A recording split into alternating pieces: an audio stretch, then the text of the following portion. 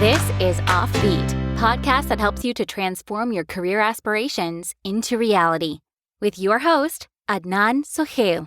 Welcome to offbeat episode 3। आप सब हैरान हो रहे होंगे कि मैं यहाँ पे क्या कर रहा हूँ, क्योंकि मेरे पास एक सवाल जो है वो मेरे पेज पर किसी ने किया था और मुझे लगा कि इसका बेस्ट आंसर मैं अदनान से ले सकता हूँ जो कि इस एरिया में एक्सपर्ट है। तो मैंने सोचा कि मैं सवाल पूरा, असल में ये पूरी लंबी कॉन्वर्सेशन है जिसके मैंने मुख्तलिफ टुकड़े जोड़कर उसको एक कहानी की शक्ल दी है और मैंने उस शख्स का नाम इसमें मेंशन नहीं किया उसकी प्राइवेसी को देखते हुए। तो चलते हैं अपने मेहमान की तरफ जो कि हैं अदनान। अस्सलाम वालेकुम अदनान। वालेकुम सलाम। आज मैं आपका होस्ट हूँ। थैंक यू वेरी मच, आपने प्रोग्राम को शुरू किया। अदनान, जल्दी से मैं चलता हूँ इस मामले की तरफ। मामला थोड़ा सेंसिटिव है। मुझे एक जी बताइए, कौन सा है वो सवाल जिसने आपको काफ़ी ज़्यादा परेशान असल में ये कन्वर्सेशन है जो हमें ऑनलाइन हमारे पेज पर किसी लड़के ने की थी हमारे साथ और मुझे काफ़ी सेंसिटिव लगा। तो मैंने उसे ये कहा कि हम एक वीडियो में इस चीज़ को प्रॉपर्ली डिस्कस करेंगे और ऐसे बंदे से जो इसके लिए राइट बंदा हो। तो मैं वो कन्वर्सेशन को मैंने एक शक्ल दी है, एक स्टोरी की, एक ख़त के जैसे। तो मैं आपको वो पढ़ के सुनाता हूँ। राइट।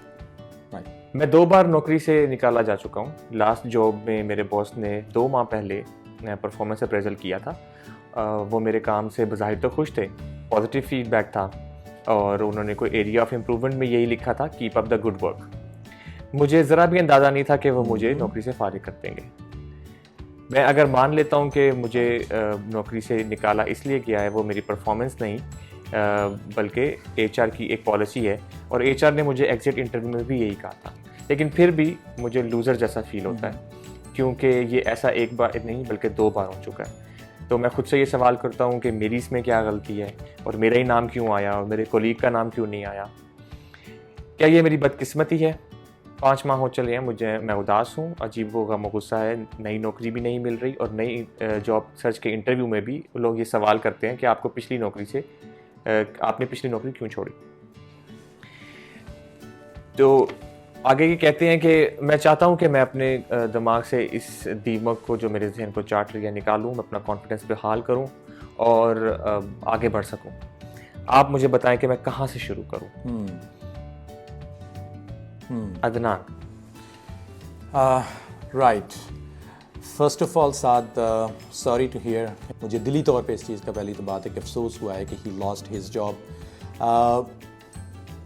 हम लाइफ के अंदर, नॉट ओनली मी और हिम, ऑलमोस्ट मेरे ख्याल में प्रोफेशनल लाइफ के अंदर हर कोई कभी ना कभी इस सिचुएशन तक ज़रूर पहुंचता है कि उसकी जॉब जो है वो उसके हाथ से चली जाती है। अब उसकी रीज़न्स कोई भी हो सकती हैं। पहली तो बात है कि जैसा उसने मेंशन किया है कि उसके जो लाइन मैनेजर थे या उनके जो बॉस थे उन्होंने उसको बताया कि आपकी परफॉर्मेंस ठीक है, कीप इट अप। तो प्रोफेशनल लाइफ के अंदर जहाँ तक मेरा एक्सपीरियंस है, कभी भी वो आपको डायरेक्टली ये नहीं बताते हैं कि आपकी परफॉर्मेंस की बेस के ऊपर आपको निकाला जा रहा है, अनटिल कि उनके पास वो फैक्ट्स जो हैं वो उनके सामने पड़े हों। अब ये एक दूसरा इसका एंगल है जिसको जी यानी डिसिप्लिनरी कोई जिस तरह होता है एग्जैक्टली कोई डिसिप्लिनरी प्रॉब्लम हो जाती है या कोई फाइनेंशियल टारगेट्स कोई नहीं अगर उसके बारे में पाता, तो सम टाइम ये होता है कि जो लाइन मैनेजर्स होते हैं उनको भी एक ऑर्डर रिसीव होता है उनके लाइन मैनेजर या हेड ऑफ द डिपार्टमेंट की तरफ से कि हमने स्टाफ को करटेल करना है या हमने थोड़ा सा बजट जो है उसको कट करना है। तो वो बगैर उसको सोचे हुए कि इसका अगले बंदे के ऊपर क्या इम्पैक्ट होगा, वो उसके ऊपर वो बात को थ्रो कर देता है। अब ये इस चीज़ के ऊपर हम अपनी अगली किसी वीडियो के अंदर डिस्कशन करेंगे कि बीइंग एम्प्लॉयर कैसे वो एथिकल प्रैक्टिसेस जो हैं उनको प्रैक्टिस करे ताकि जो एम्प्लॉई हैं वो कंफर्टेबल और सेफ फील करें। Let's come back to the point. कहना चाहूँगा कि लाइफ के अंदर हम सारे लोग जो हैं इंक्लूडिंग मी, हम इस सिचुएशन में से गुजरते हैं कि हम अपनी जॉब जो है उसको खो देते हैं, हमें निकाल दिया जाता है या हमसे माजरत कर ली जाती है या हमें फोर्सफुली जो है वो रिज़ाइन करने का बोला जाता है। There is no doubt for that moment जब वो एक इंसिडेंट होता है और स्पेशली जब आपके ऊपर कोई फाइनेंशियल या फैमिली रिस्पॉन्सिबिलिटीज़ भी होती हैं तो उसका डेफिनेटली एक इमीडिएट साइकोलॉजिकल इम्पैक्ट तो होता ही है। अब बीइंग ए ह्यूमन हमें अपने आप को उस जगह के ऊपर डिसीजन लेना होता है कि हम सिचुएशन ए में जाना चाहते हैं कि जिसमें हम जस्ट फ्रस्ट्रेशन, हम डाउन फील करें, हम अपने आप के ऊपर गुस्सा करें, हम अपने बॉस के ऊपर गुस्सा करें, हम अपने घर वालों के ऊपर फ्रस्ट्रेट हों, हम उस एंगर, उस एंजाइटी जो है उसको शो ऑफ करें, या हमने दूसरी सिचुएशन है कि हमने उसमें से वो जो भी इंसिडेंट हुआ है हमने कोई एक लर्निंग लेनी है और वो एक पॉजिटिव लर्निंग जो है उसको लेकर हमने आगे की तरफ चल निकलना है।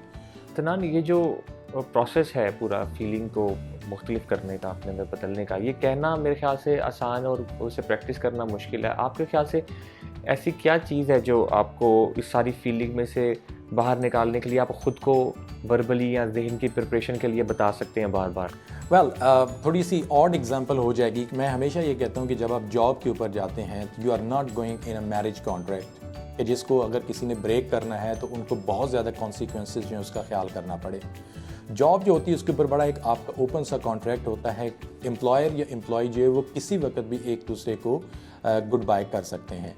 तो पहली तो बात ये है कि जब भी आप जॉब के ऊपर स्पेशली जा रहे हैं तो मेक योर माइंड कि आपको किसी पर्पज़ के लिए हायर किया जा रहा है।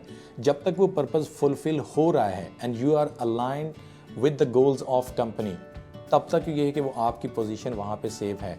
लेकिन वो कोई भी एक ऐसा दिन, कोई भी एक ऐसी फाइन मॉर्निंग हो सकती है कि आप जॉब के ऊपर पहुँचें और आपको पता चले कि you are no more with that company.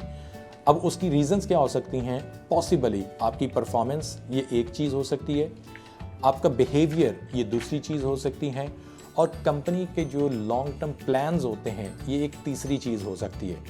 अब जैसे आपने मुझसे पूछा है कि ये कहना आसान होता है लेकिन उसको हैंडल कैसे किया जाए, कुछ फैक्टर्स ऐसे होते हैं कि जो कि हमारे कंट्रोल में है। लेट्स से हमारी परफॉर्मेंस जो होती है वो हमारे कंट्रोल के अंदर है, हमारा बिहेवियर जो है वो हमारे कंट्रोल के अंदर है, हम इंटेलिजेंटली सेंस कर सकें कि कंपनी के अंदर क्या हो रहा है, ये हमारे कंट्रोल के अंदर होता है कि हम उस बात को हम अपनी आंखें ओपन रखें जी। लेकिन कुछ चीज़ें जो हमारे कंट्रोल में नहीं हैं, लेट्स से कि आपकी कंपनी ने डिसाइड कर लिया है कि उन्होंने स्टाफ जो है वो 10%, 20%, 50% जो उसको कम करना है जी। तो उसके अंदर फिर आप वो डेफिनेटली ये कि कुछ ना कुछ 50% लोग जो हैं उनको वो निकालेंगे। हाँ जी। तो मेंटल एक प्रेपरेशन जो होती है वो बहुत ज़्यादा ज़रूरी होती है जब भी आप वर्क प्लेस के ऊपर, और स्पेशली हम आज की अगर बात करें कि 2019 या पिछले 2-3 साल जिस तरह से चल रहे हैं कि वर्ल्ड वाइड इकॉनमी जो है वो काफ़ी ज़्यादा शेकी है जी। ना बिजनेसमैन को पता है कि कल क्या होना है, क्या उसके क्लाइंट ने उसके साथ फर्दर कंटिन्यू करना है या नहीं करना जी। ना ही एम्प्लॉय को पता है कि उसके एम्प्लॉयर ने उसके साथ करना है जी। और अगर यही सिचुएशन को मैं थोड़ा सा फ्लिप करूं कि आपका एम्प्लॉयर जो होता है वो भी उतना ही इनसिक्योर होता है। हो सकता है कि एक सुबह आप जाएं, आपको एक दूसरी जगह से शायद 30%, 50% या 100% का एक अच्छा पैकेज जो है वो एक्स्ट्रा मिल रहा है और आप जाके उसको रिज़ाइन कर दें, तो क्या आपका एम्प्लॉयर भी तो उसी सिचुएशन के अंदर होता है? तो मेरे ख्याल में ये एक जो रिस्क जो होता है ये दोनों साइड्स के ऊपर होता है, लेकिन शायद मेरे ख्याल में आपका एम्प्लॉयर उसके ऊपर इतना ज़्यादा इम्पैक्ट नहीं आता है जी। उसकी वजह ये होती है कि उसके जो रिस्क एपेटाइट होती है या उसको जो डाइजेस्ट करने की जो कैपेसिटी होती है वो बड़ी होती है और उसके पास कुछ बैकअप्स होते हैं कि अगर 4 बंदों में से 2 बंदे भी रिज़ाइन कर दें तो पीछे जो 2 बंदे हैं वो उस काम को कंटिन्यू कर सकते हैं until they will find new people।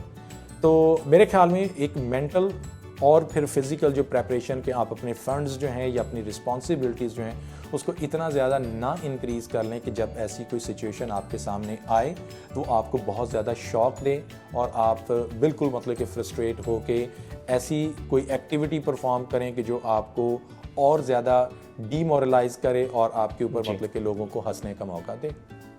Adnan, जब बहुत सारे लोग जब इस फेज में से गुजर रहे होते हैं तो जब उनके न्यू इंटरव्यूज़ आते हैं उन पर तो बहुत ज़्यादा काउंट कर रहे होते हैं, दूसरा वो ये कि उसमें परफॉर्म अच्छा नहीं कर पाते क्योंकि उनको एक तो ये लग रहा होता है कि पुरानी नौकरी जो है हाथ में नहीं है, ये नौकरी मुझे लाजमी चाहिए, तो उनकी बॉडी लैंग्वेज और उनका टोटल एक फीलिंग जो है वो नॉर्मली ये चीज़ एक्सप्रेस कर रही होती है उनकी इनसिक्योरिटीज़। तो आप कैसे कहते हैं कि इंटरव्यू में क्या प्रिपरेशन करनी चाहिए इंटरव्यू में जाने के लिए, और इंटरव्यू के दौरान कैसे हमें बिहेव करना चाहिए? देखें, आई होप कि आप मेरी बात से एग्री करेंगे और जहाँ पे आपको मुनासिब लगे you can definitely give your input also in this question. What I believe, the moment you quit your previous job या आपको निकाला गया है, चैप्टर इज़ ओवर।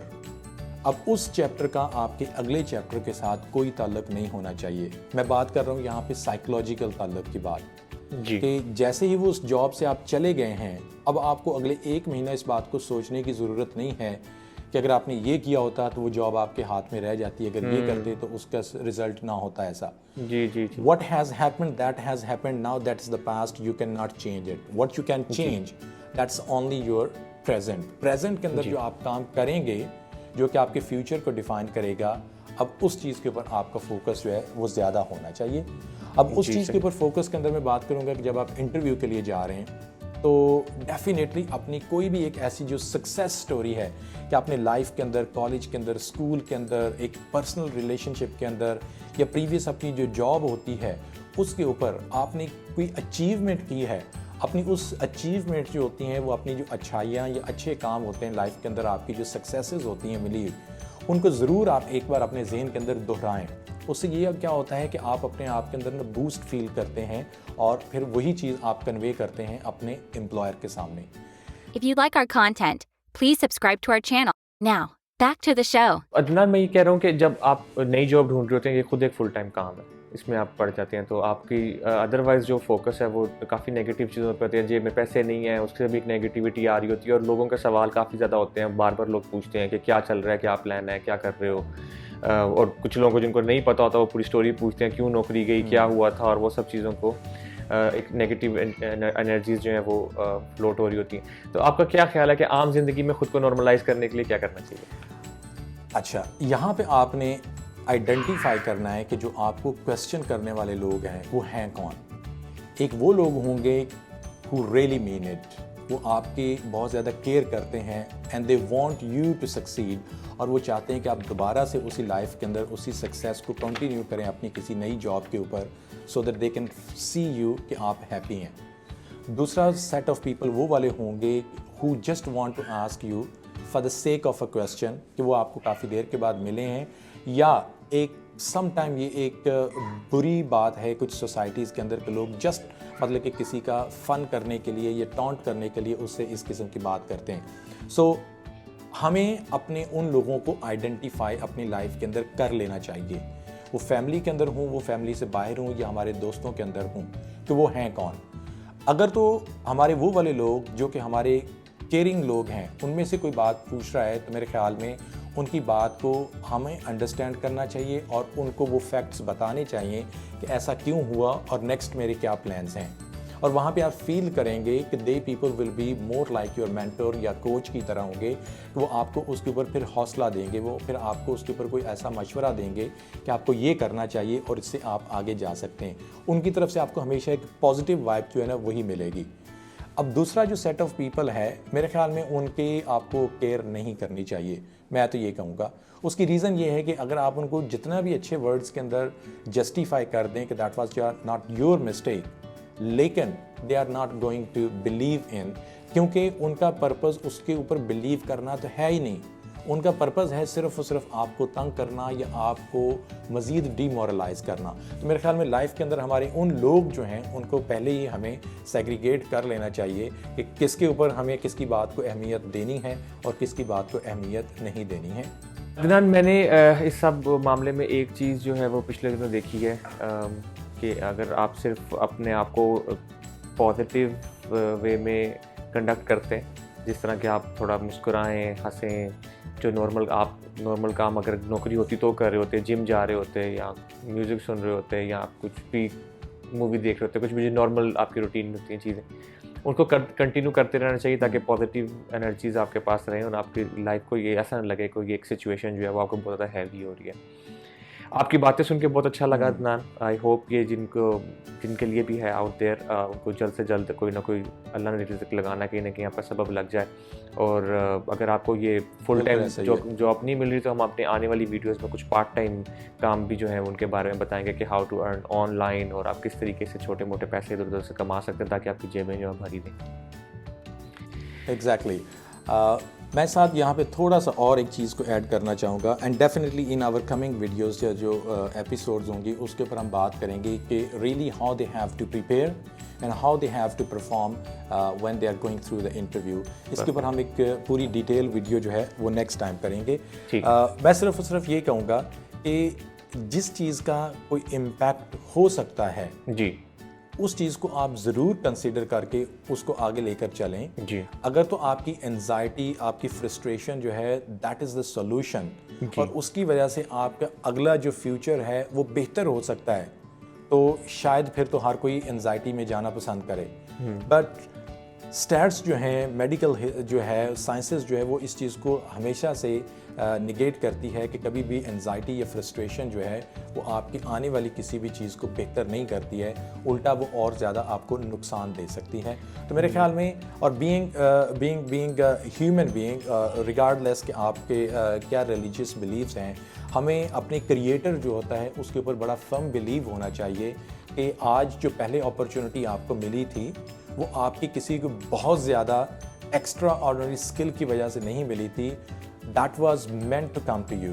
और आने वाली जो अपॉर्चुनिटी है वो भी आप तक जब टाइम राइट उसका होगा, उसने आप तक पहुंचना ही पहुंचना है। सो बीइंग ह्यूमन, हमारे हाथ के अंदर क्या होती है, वो एफर्ट होती है कि हमारे कोशिश करनी है। जी। डू योर लेवल बेस्ट, अपनी कोशिश पूरी करें। रात को आप सुकून के साथ सोएंगे, चाहे आपके पास जॉब है या नहीं है, कि आपने पूरी एफर्ट की है, आपने जॉब अप्लाई की है, आपने सर्च किया, आपने अपने कॉन्टैक्ट्स को पूछा है और आप पूरी कोशिश कर रहे हैं, तो मेरे ख्याल में you will be definitely more satisfied in your personal life. Very well said. उसके साथ एक और चीज़ मैं कहूँगा लास्ट पे, कि जो लोग अपना फिजिकल उस वक्त अपने आप को चेंज कर लेते हैं कि सारा दिन सोफ़े के ऊपर, काउच के ऊपर वो बैठे रहते हैं, शेव नहीं करते हैं, कपड़े नहीं बदलते हैं, या मतलब कि किसी के साथ बातचीत नहीं करते हैं, तो exactly as you pointed out कि जो आप एक नॉर्मल लाइफ के अंदर होते हैं तब भी उस चीज़ को वैसे ही कंटिन्यू रखें। उससे ये होता है कि आपका मोरल जो है वो साथ साथ ही बिल्ड होता रहता है। अदरवाइज अगेन डिप्रेशन या फ्रस्ट्रेशन या एंजाइटी के अंदर जाना बहुत ईजी होता है, और उसमें से निकलना बहुत मुश्किल होता है। Very well said Adnan, thank you so much. और होप देखने वालों को इसमें से कुछ ना कुछ लर्निंग मिली होगी। Thanks for watching this episode. If you like our content, please subscribe to our channel, press the bell icon for regular updates.